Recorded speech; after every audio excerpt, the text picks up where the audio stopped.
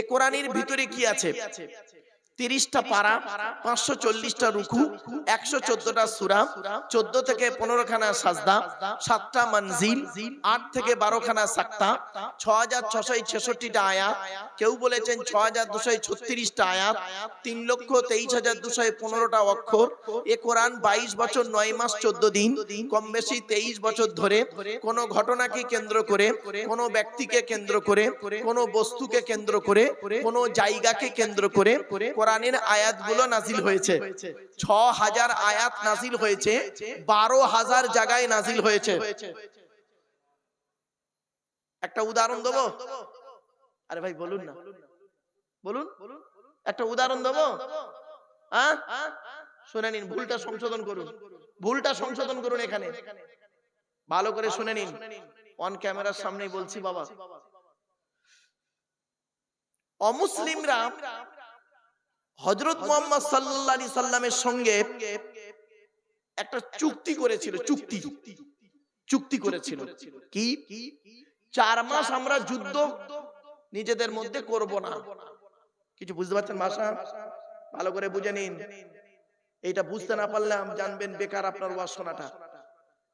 অমুসলিমরা মুহাম্মদ সাল্লাল্লাহু আলাইহি সাল্লামের সঙ্গে 4 মাস চুক্তি করেছিলেন যে আমরা এই 4 মাস নিজেদের মধ্যে যুদ্ধ, মারামারি, ঝগড়া করব না, কাউকে রাস্তায় আটকাবো না, নিজেদের মধ্যে ভালো থাকবো, মারামারি ঝগড়া করব না।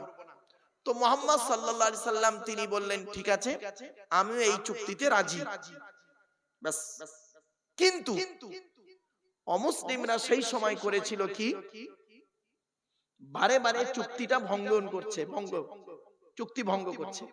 রাস্তায় দেখতে পেলে ঝগড়া, যেটাই পাচ্ছে ঝগড়া, মারামারি করতে করতে করতে করতে এক যুদ্ধের ময়দানে অতিরিক্ত মারামারি মেরেই যাচ্ছে। দেখা যাচ্ছে অনেক মুসলিম, প্লিজ অ্যাটেনশন, এদিকে, অনেক মুসলিম তাতে মারা যাচ্ছে। তখন কয়েকজন মুসলমান, ভালো করে শুনে নিন, ভুলভাল শুনবেন না, না জেনে মরেছেন আর ভুল জেনে মরেছেন। কিছু মুসলমান তখন হযরত মুহাম্মদ সাল্লাল্লাহু আলাইহি সাল্লামের কাছে এসে বলল, হে নবী, আমরা তো মার খেয়েই যাচ্ছি, আমরা তো অস্ত্রবিহীন, আমাদের কাছে কোনো অস্ত্র নেই, কারণ আমরা তো চুক্তিবদ্ধ, ঝগড়া করব না বলে চুক্তি হয়েছে। তারপরেও ওরা বারে বারে চুক্তি ভঙ্গন করে আমাদের মারছে, আমরা এখন কি করব? এই দেখুন কতগুলো মানুষ মরে গেল। মুহাম্মদ সাল্লাল্লাহু আলাইহি ওয়াসাল্লাম বললেন, আমার কোনো ক্ষমতা নেই, তোমাদেরকে আমি বলবো তোমরা মারামারি করো, আমি নিজের থেকে কোনো কথা বলি না আর বলবো না। শুনে নিন, হযরত মুহাম্মদ সাল্লাল্লাহু আলাইহি ওয়াসাল্লাম নিজের থেকে কোনোদিন কোনো কথা বলতেন না। ওয়ামা ইয়ানতাকু আনিল হাওয়া ইন হুয়া ইল্লা ওয়াহয়ুন ইউহা, আল্লাহর ওহী ছাড়া কথা বলতেন না। ব্যাস। সৃষ্টিকর্তা তৎক্ষণাৎ সেই সময় করলেন কি? জিবরাইলের মাধ্যমে এই আয়াতটি অবতীর্ণ করলো, তোমরা ওদেরকে যেখানে পাবে সেখানে গর্দানে মারো। কিছু বুঝতে পারছেন ভাষাটা? 2-4 জনকে মারো, মারলেই সব ঠান্ডা হয়ে যাবে। এই বাক্যটা তৎকালীন সময়ে ওই জায়গার জন্য, ওই ঘটনাকে কেন্দ্র করে অবতীর্ণ হয়েছে। এখন আপনি যদি ওই আয়াতটাকে বর্তমানে এনে যদি ঝগড়া লাগান, তাহলে জানতে হবে পড়াশোনায় না, একেবারে এতিম শব্দটা বোঝেন? আমার বাবারা, অনুরোধ করে বলি, ছোট্ট একটা উদাহরণ দিচ্ছি শুনুন। আমি মুম্বাইতে গেছিলাম জলসা করতে, আবার এই কাল বাদে পরশুদিন রয়েছে মুম্বাই, মহারাষ্ট্রের জলগাঁও, সকালে ফ্লাইট, না জলগাঁও, মহারাষ্ট্রের জলগাঁও, এই রবিবারে। তো একটা কথা আপনাদের বলি, একজন অমুসলিম হিন্দু ভাইদের একজন কলেজের প্রফেসর, অমুসলিম প্রফেসর, ব্রাহ্মণ ঘরের সন্তান, উনি এসেছেন আমার লেকচার শুনতে। ওনার সঙ্গে কথা বলে যা বুঝলাম, অত্যাধিক পড়াশোনা করেন, ইসলামিক বইপত্র, আমাকে বলছেন মারুফ সাহেব, আমি আপনার ওয়াজ প্রতিদিন শুনি, আমি এবং আমার ওয়াইফ দুজনেই শুনি। আমি একটা কলেজে কাজ করি, কলেজে কাজ করি। Thank you. কি বলছে জানেন? প্রশ্নটা শুনুন। আমাকে বলছেন, আচ্ছা কোরআন পড়ে দেখলাম মদ খাওয়া হারাম, সুদ খাওয়া হারাম, শূকরের মাংস ভক্ষণ করা হারাম।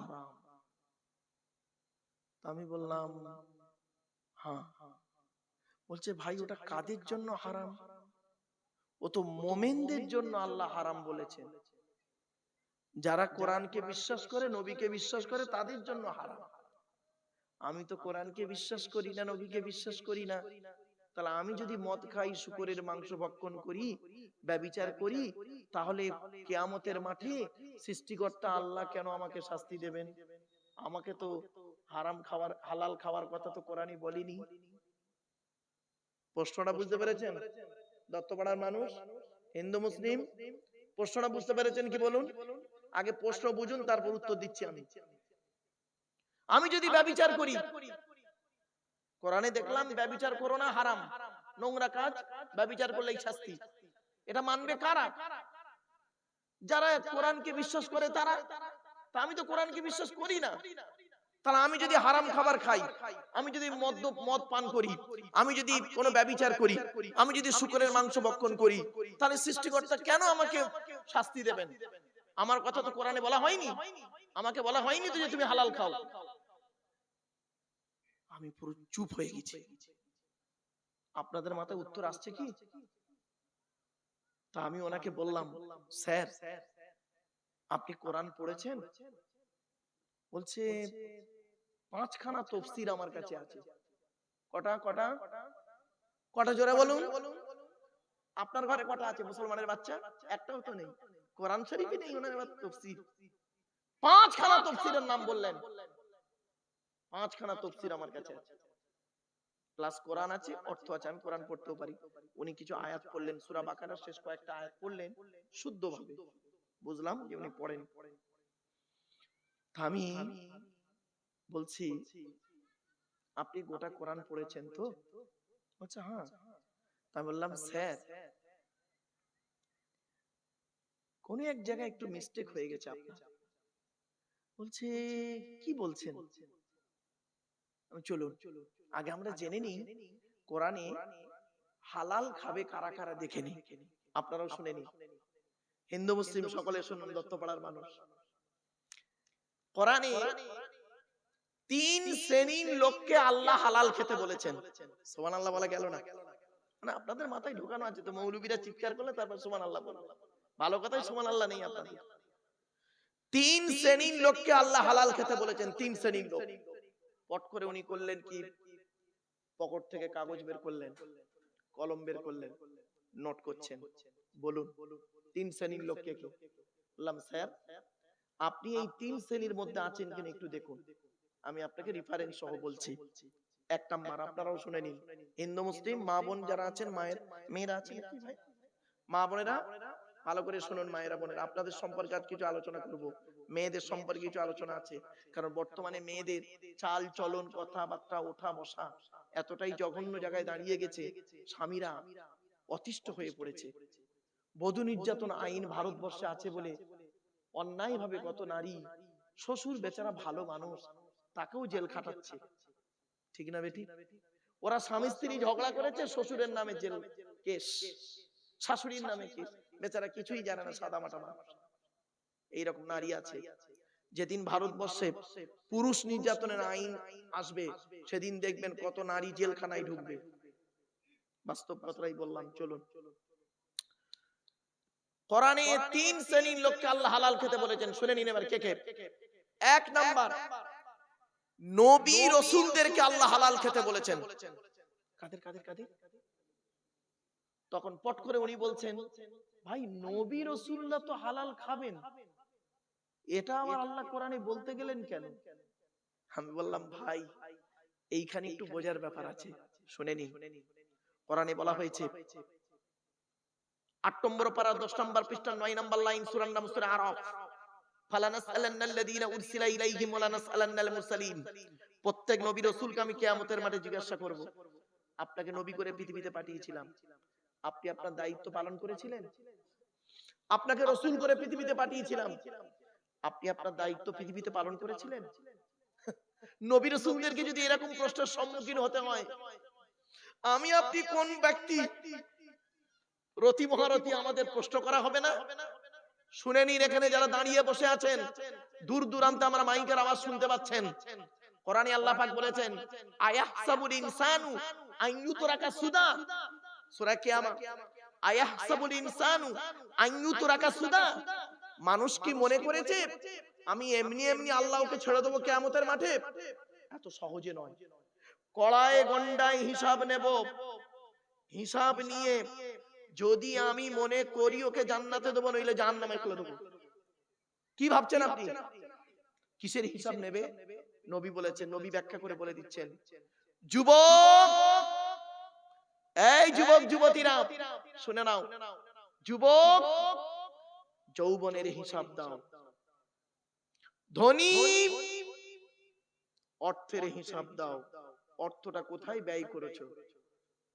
জ্ঞানী, জ্ঞানী মানে শুধু মৌলবীদের ধরবেন না, জেনারেল শিক্ষিতদেরও ধরা হবে।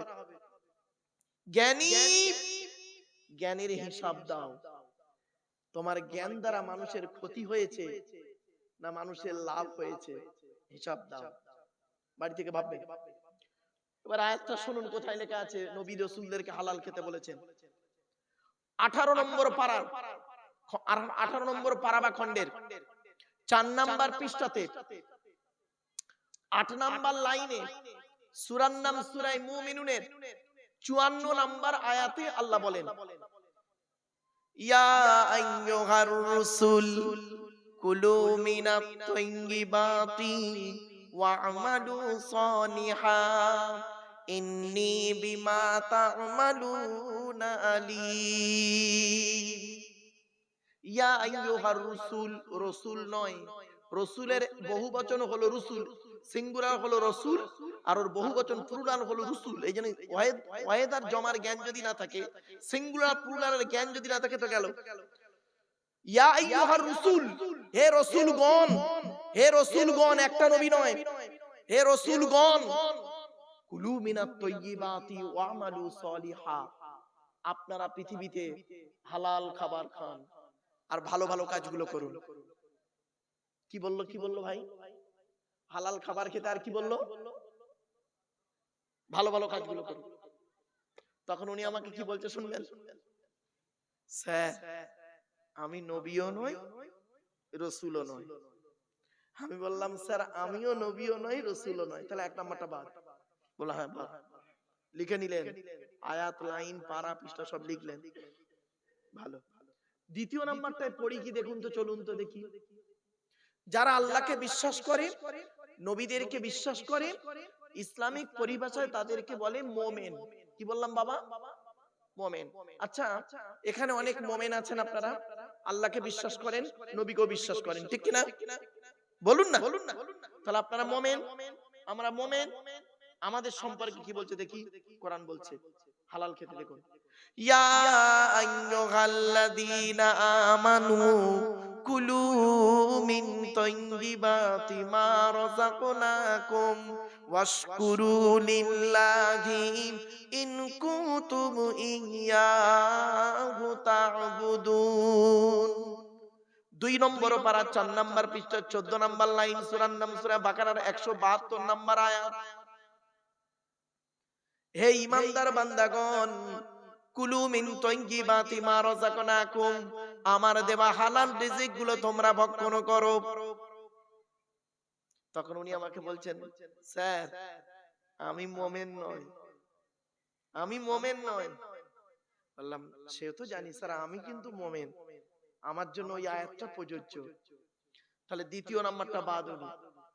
এবার বলছি ওনাকে, স্যার 3 নাম্বারটা আপনি পড়েন কি একটু দেখুন তো। বলছে বলুন।